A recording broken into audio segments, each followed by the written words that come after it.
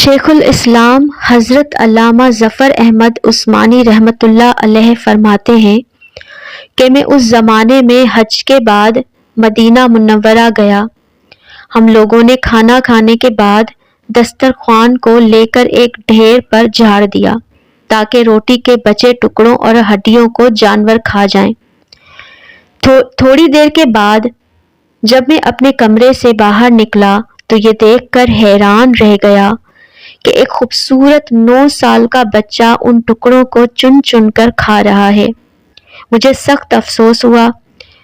بچے کو ساتھ لے کر قیام گاہ میں آیا اور اسے پیٹ بھر کے کھانا کھلایا، کیونکہ میں ایسی ہستی کے شہر میں تھا جو غریبوں کا والی اور غلاموں کا مولا تھا۔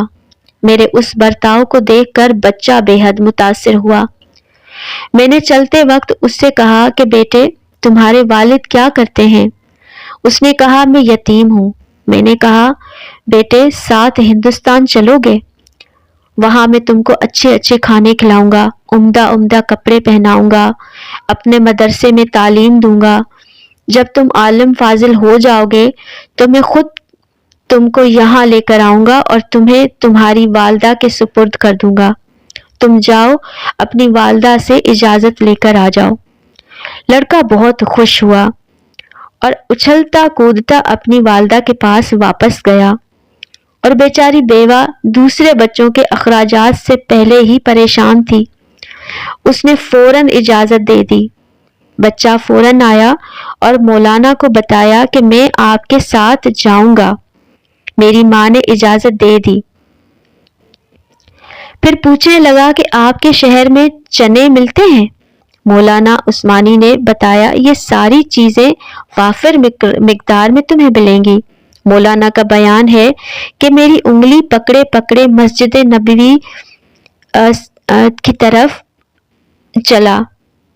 میں اور وہ ساتھ آئے اور ٹھٹک رہے تھے۔ سرکار دو عالم حضرت محمد مصطفیٰ صلی اللہ علیہ وآلہ وسلم کے روضہ مبارک کو دیکھا اور مسجد کے دروازے کو، اور پوچھا کیا یہ بارانہ دروازہ اور روضہ بھی وہاں ملے گا؟ میں نے اس سے کہا کہ بیٹا، اگر یہ وہاں مل جاتا تو میں یہاں کیوں آتا؟ لڑکے کے چہرے کا رنگ بدل گیا، میری انگلی چھوڑ دی۔ بابا تم جاؤ، اگر یہ نہیں ملے گا تو میں ہرگز نہیں جاؤں گا۔ اس دروازے کو چھوڑ کر کہیں نہیں جاؤں گا، بھوکا رہوں گا، پیاسا مروں گا، لیکن اس دروازے کو دیکھ کر میں اپنی بھوک اور پیاس بجھاتا رہوں گا، جس طرح آج تک بجھاتا رہا ہوں۔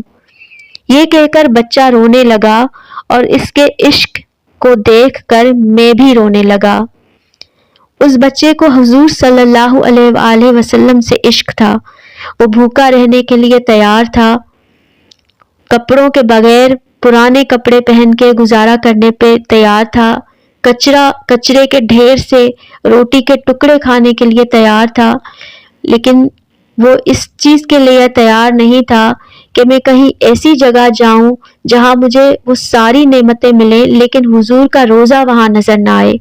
اتنا ان کو عشق تھا، اس بچے کو اتنا عشق تھا حضور پاک صلی اللہ علیہ وآلہ وسلم سے کہ اس نے تمام آسائشیں، تمام جو بھی اس کو تعلیم کے لیے انہوں نے بولا تھا کہ میں تمہیں اچھی تعلیم دلواؤں گا، وافر مقدار میں تمہیں کھانا دوں گا، تمہیں اچھے اچھے کپڑے دوں گا، وہ سب اس بچے نے ٹھکرا دیے، صرف اس لیے کہ وہ اس نے جانا پہچانا، مطلب انہوں نے معلوم کیا کہ کیا وہاں پہ میں روضہ رسول دیکھ پاؤں گا، وہاں پہ کیا یہ ہے؟